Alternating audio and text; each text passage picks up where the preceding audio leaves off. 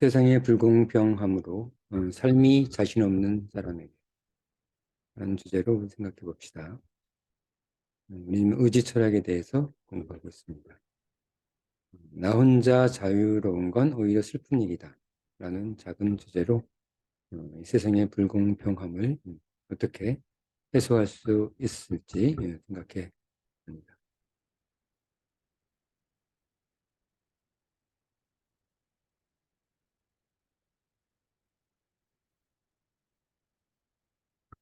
지혜로운 자는 간소히 생활하여 살기를 편히 하고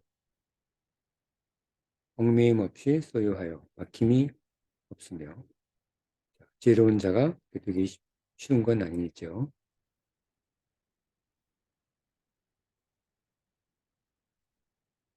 남에게 베푼다는 생각이 없으므로 자기 것을 내어놓는 것을 손바닥 뒤집듯 한다. 아무것도 바라지 않고 선함의 불빛을 바라는 자들이 지금도 아무도 모르게 실제 세상을 다스리고 있다. 우리는 힘 있는 자들, 힘 있는 권력자들이 세상을 다스린다고 생각하는 것은 오해입니다. 우리 세상을 다스리는 것은 아무도 모르게 아무것도 바라지 않고 선함의 불빛을 바라는 자들입니다. 이처럼 불공평함이 없는 세상도 있는 것입니다. 장자의 얘기부터 공부하면서 세상의 불공평함을 어떻게 해소할지 생각해 봅시다.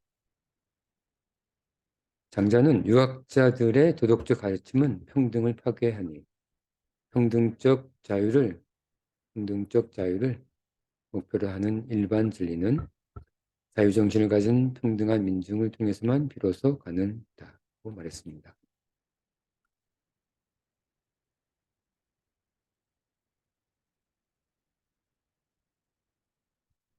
아무나 권력자들이 할 수 있는 것이 아니죠.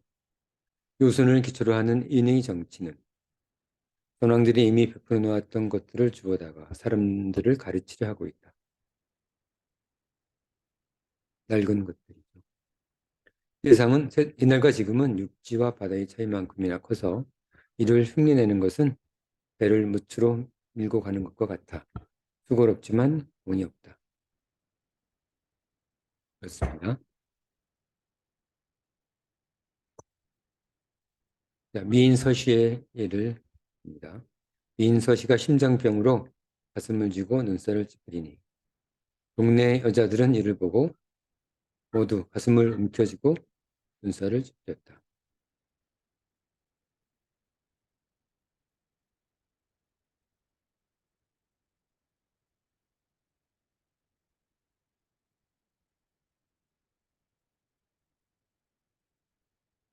인니는 하룻밤 정도는 괜찮으나 오래 묵지는 말지어다. 부를 추구하는 자는 남에게 양보하는 일이 없고 명예를 추구하는 자는 명성을 남에게 주지 않는다. 권력을 추구하는 자는 자리를 남에게 넘겨주지 않는다. 이런 것들을 가지면 잃을까 두려워하고 잃으면 슬퍼한다. 나 혼자만 자유로우려 매일 하늘의 무게에 짓눌리는구나. 그렇습니다. 지혜로운 자는 간소히 생활하여 편안하기를 살기를 편히 하고 얽매임 없이 소유하여 막힘이 없으며 남에게 베푼다는 생각이 없으므로 자기 것을 내어놓는 것을 손바닥 뒤집듯 한다. 스스로 조화롭지 못하고서 어찌 남과 조화되겠는가. 조화롭지 못한 자가 백성을 이끌도록 내버려 두지 말라. 치우친 자가 백성을 이끌도록 내버려 두지 말라고 보고 있습니다. 양자 초는편에서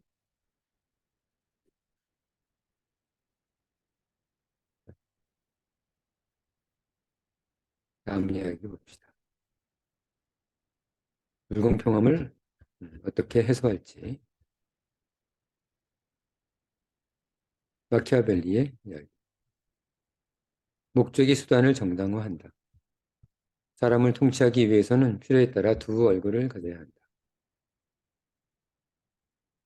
인간이란 매우 간악하다. 비겁하여 사소한 모욕에는 화를 내도 엄청난 힘에는 화를 내지 못하고 인간의 비겁함이죠. 간악하고 정의도 자기의 이익 앞에서는 소용없으며 남 앞에서는 선한 일을 하지만 드러나지 않을 때는 나쁜 짓을 하면 물론이고 아버지의 원수는 용서해도 재산에 손해를 끼친다는 용서하지 못한다. 자, 이렇게 사람은 간악합니다. 사람은 이렇게 못되고 흉악한 족속이다. 마키아벨리는 사람을 그렇게 좋게 보지 않습니다. 이런 사람들이 스스로 열심일 리 없고 내버려두면 많은 사람의 자유를 해치고 억압할 것이다. 문제에게 필요한 것은 선함이 아니라 그들을 억압 통제할 탁월함입니다.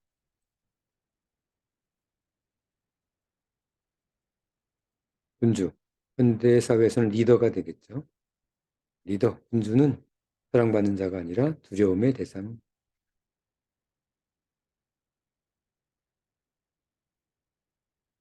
모두 평등하게 대한다면 세상은 악의 지옥으로 변할 것이기에. 자, 마키아벨리의 생각입니다. 모두 평등하게 대한다면 세상은 악의 지옥으로 변할 것이다. 우리는 평등할 수 없다고 오히려 마키아벨리는 주장합니다. 자, 그러면 벨페고르죠. 벨페고르.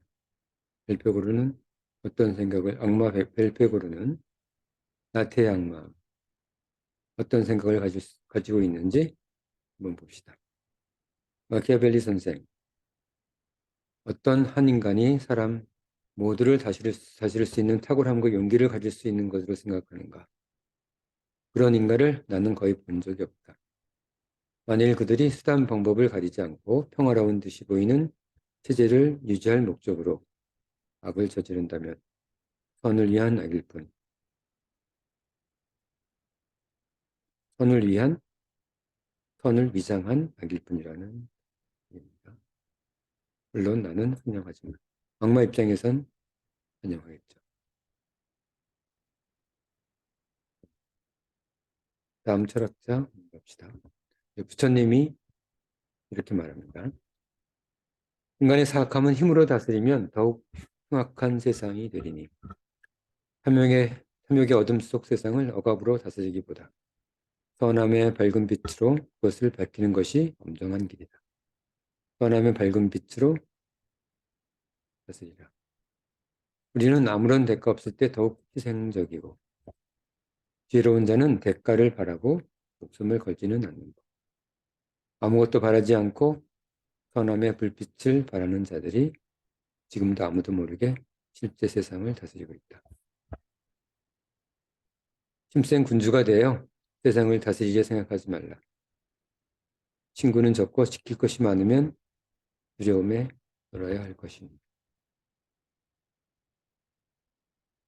힘으로 세상을 다스리지 말라고 부처님은 얘기하고 있습니다.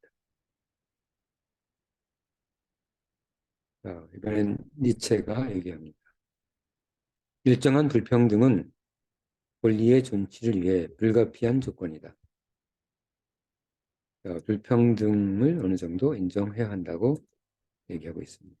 인간은 이성적 인물, 전투적 인물, 그리고 평범한 인물로 구분되고 평범함을 추구하는 평범한 자들에게는 평범한 것이 행복이니 일만 없음을 뒤집어 놓고 시기심과 원한을 가르칠 필요 없다. 부당한 것은 불평등이 아니라 평등한 권리. 오히려 평등함이 오히려 부당함이라고 합니다. 가장 높은 계급, 소수자 이성적인 자에게만 아름다움과 너그러움이 허용되니 아름다움은 소수자의 것이고 너그러운 선은 높은 계급의 것입니다.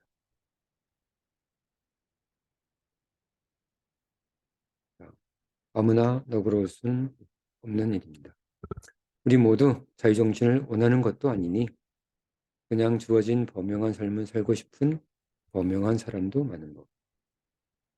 그들은 범용한 삶을 살 수 있도록 탁월한 자들이 이끌기를 원하니 모두 평등할 필요 없고 평등해서도 안 된다. 평등에 반대합니다.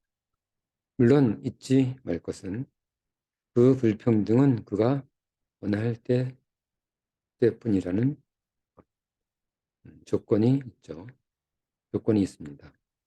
무조건적 불평등을 인정하는 것은 아닙니다. 이체의 반시대적 고찰에서 시작한 말입니다. 잘 메모해 두도록 합시다.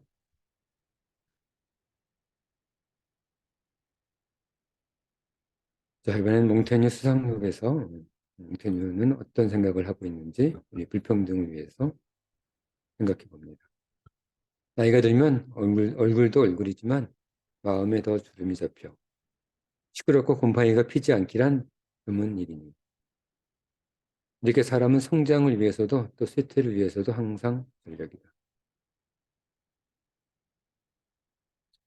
소크라테스의 슬그러움을 생각할 때 풍부한 정신작용과 명석함이 두 나게 되는 것이 눈앞에 있어 일부러 죽음을 선택하였을지도 모릅니다.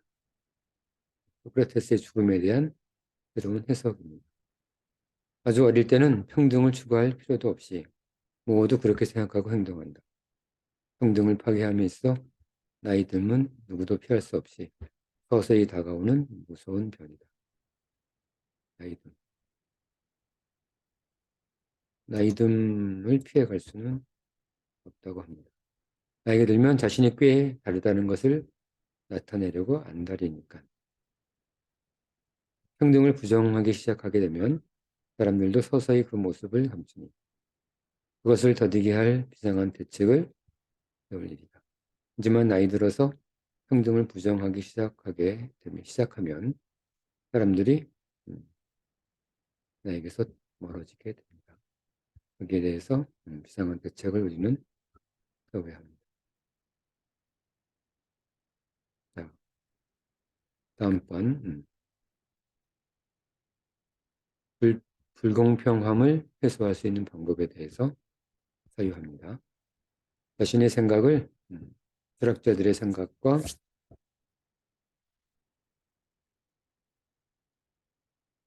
잘 생각을 잘 고려해서 자신의 생각을 정리하시기 바랍니다. 철학자의 생각을 정리하는 것이 아니라 철학자들의 생각을 고려한 자신의 생각을 고려하는 겁니다. 서로 같음을 추구하는 용기 있는 삶을 위해 무언가가 무엇인가 두려울 때 그것이 정당한 것인가를 생각해 봐야 한다. 당한 것도 아닌데 겁을 내어 아무것도 하지 않으면 우리는 아무짝에도 쓸모없게 되리니. 우리 잊지 맙시다. 협작군들이 크든 작든 손해가 될 것으로 위협한다 해도 부조리한 억압을 단호히 무시하고 그것으로 안 되면 응징해야 한다. 우리는 투쟁하고 응징해야 합니다. 두려움을 떨쳐내려면 또 부당함에 냉철히 분노해야 한다. 이번 커다란 주제, 냉철한 분노에 대해서 헤세가 데미안에서 얘기하고 있습니다.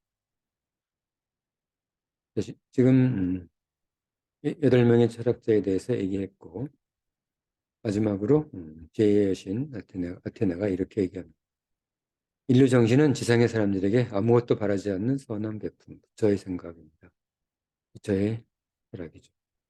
불평등이 필요한 경우들, 니체의 생각, 나이 들매에 대한 공고, 몽테뉴, 부조리에 대한 정당한 분노, 그리고 헤세의 생각에 대해서 전한다.